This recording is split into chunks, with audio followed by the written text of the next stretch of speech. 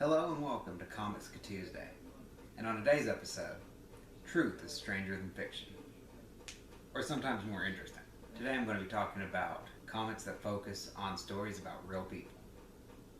Because sometimes you can communicate something when you're talking about a real flesh and blood person that you just can't get across with a fictional character like Batman or Thor.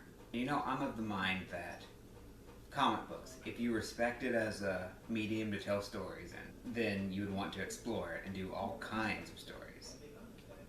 Everything from the spectacular superhero tales all the way down to real people's real stories. And so you might be asking, why not just use exclusively text to tell these stories? Why are the pictures necessary? Let me tell you, there's plenty of reasons why. Everything from the fact that it could draw in people that have an interest in comic books.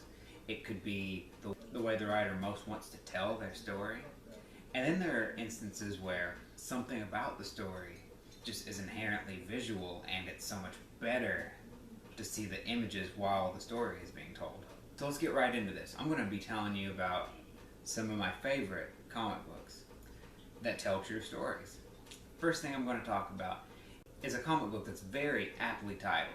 It's also very ballsy, and that is Comics. Comics is an ongoing biography series that focuses on the lives and exploits of comedy legends. It's currently 2 issues in, and they've covered George Carlin and Lucille Ball.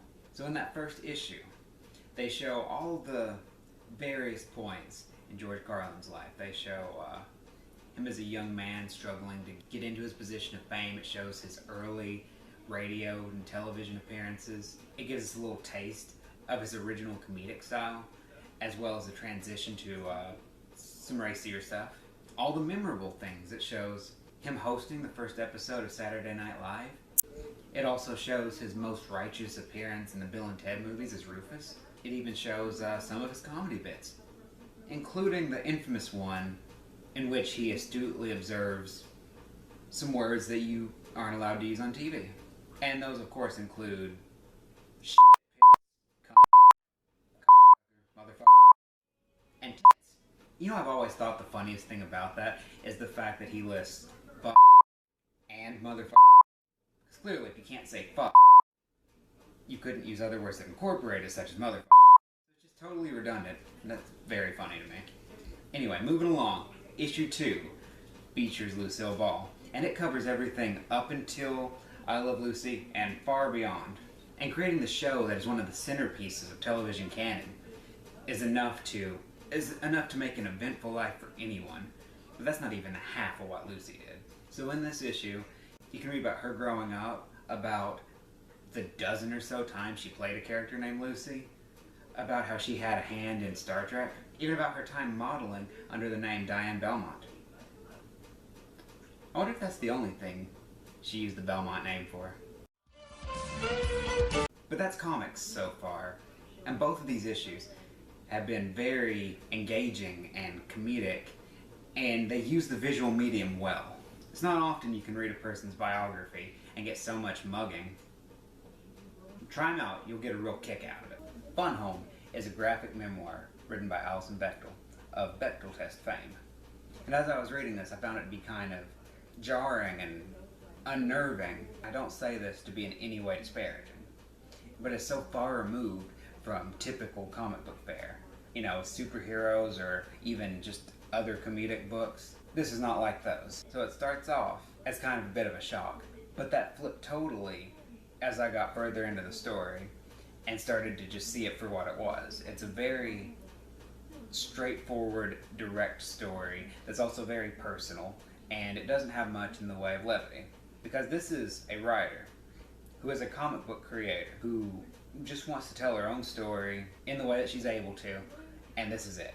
It's very beautifully drawn. It's not written comic booky at all. It could be just a normal bound text memoir, but it has the visuals and it adds an extra something to it. The story of the book is mostly about her childhood, and it heavily involves her father and ways that they kind of mirrored each other, and it both describes and shows some of the ways that her father was so displeased with his life And as it follows Allison along, it shows her realizing that she's a lesbian and coming out to her parents and the ways that that affected her in her life. I really appreciate this story because it feels like, as a reader, you're being very respected by a writer who they're being so very personal with you and telling you this story in a way that feels like there's confidence that you'll understand it and be able to feel a personal connection with the writer. And for this book, here's a couple of fun facts. The writer's namesake, the Bechdel test, is a test that you can apply to a form of media to test the presence or lack thereof of important female characters. Also, this book, Fun Home, it was adapted into a Tony-winning stage musical. And one more thing. After having read this story while preparing to make this video, I found out that this book has a follow-up called Are You My Mother?, focusing more heavily on Bechdel's mother. So as much as I advise caution in reading this book, just keeping in mind that it's not Spider-Man, Superman, or any comedic book. It's not even like most indie books. This is a very serious and personal story, but I definitely recommend that you read it because it does pay off. And finally, I'm going to end this with a brief talk about a short book. That is the webcomic Something Terrible by Dean Tripp. And I've talked about this in a previous episode, but the story is Dean Tripp's story about how he was sexually abused as a child. And this story is unique on this list in that it does feature Batman, but it's also very sad. It follows from when the abuse happens to him as a child. It shows him getting older and growing up and struggling with it and just suffering. It's a very heartbreaking read to just watch this and see that this real thing that he's sharing with you. But then it takes a twist at the end, and it really changes notes and becomes more hopeful and inspiring when we're taken into Dean Tripp's head, and he shows us this fantasy that he has, and it shows him as a child, and Batman intervenes and saves him from the something terrible that was going to happen to him. So as great as it is to read superhero stories and know that you can be inspired in real life scenarios by just having read all the heroism, this story adds a new twist on it by just scooping it up and showing to you what this means on a personal level. Not bad for a webcomic.